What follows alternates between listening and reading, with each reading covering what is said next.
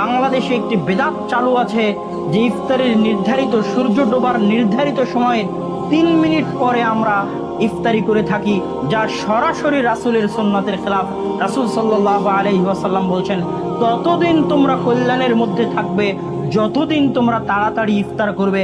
আরেক হাদিসে বলছেন, ইহুদি খ্রিস্টানরা দেরিতে ইফতারি করে, তোমরা তাড়াতাড়িতে ইফতারি করো। সূর্য ডুবা মাত্রই ইফতারি করো।